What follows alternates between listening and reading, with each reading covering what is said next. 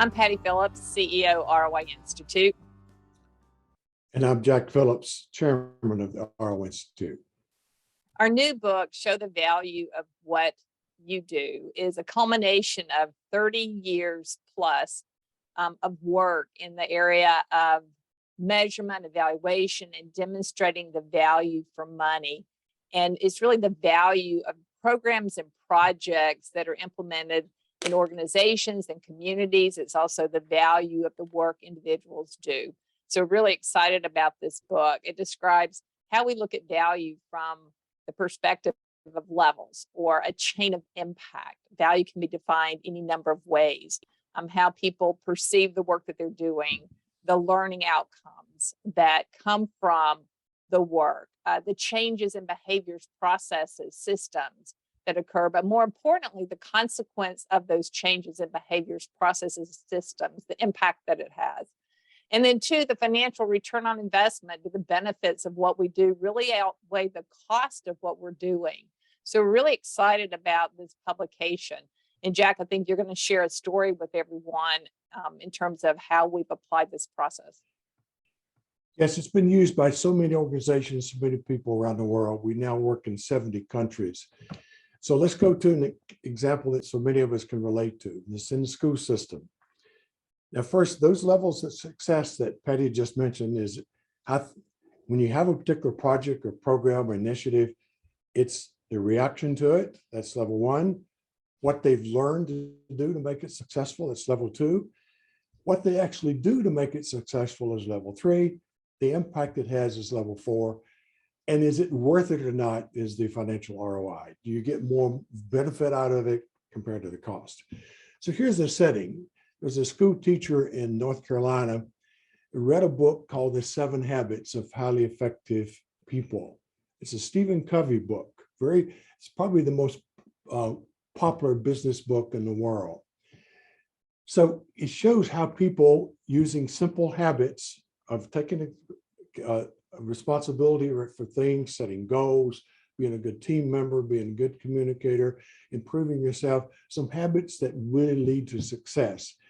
And so she thought maybe this would work quite well with school students. And so she began to modify this to her school students and wanted to put it in the system. But she needed to show the value of this. So we worked with her on setting the value. First is how they react.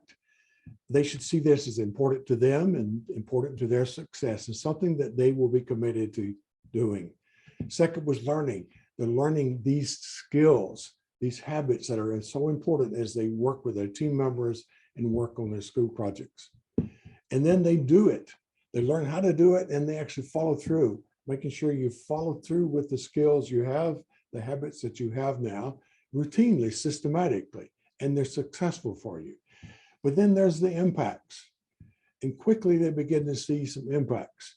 Hey, we'd have fewer absences maybe more promotions to the next grade, fewer disciplinary discussions, fewer tardiness. So those are the impacts that were so important. And she began to look at, well, how do we get to the monetary value? Well, absences is money because the school systems are reimbursed on the people who are actually there. So that's money. And the disciplinary discussions cost money. So these measures that are so important, even someone who doesn't get promoted is costing the system money. So she's got all of the money that she could avoid with this compared to the cost of doing it. And that's the financial ROI. That shows that it's worth it. So it's a great project. And we worked with her on this particular study, and it helped to get this in the school systems all over the USA. So now every state in this country is now using those habits, and they're now called Leader in Me, a special book written by Stephen Covey just for the school kids.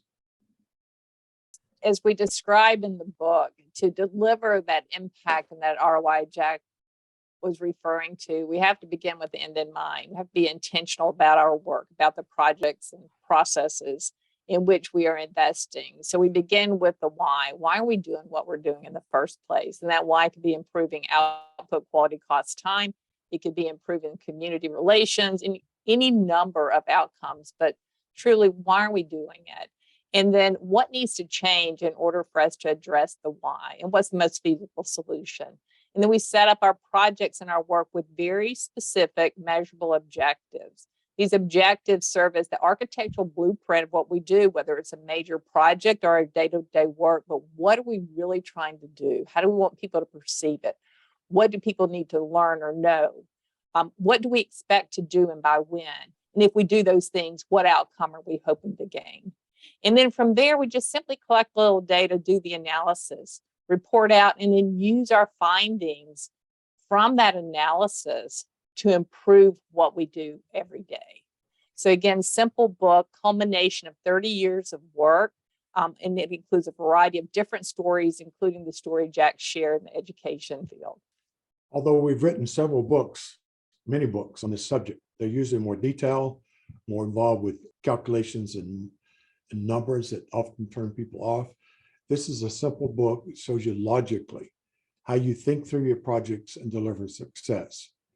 So we invite you to get involved with it, learn how to show the value of what you do.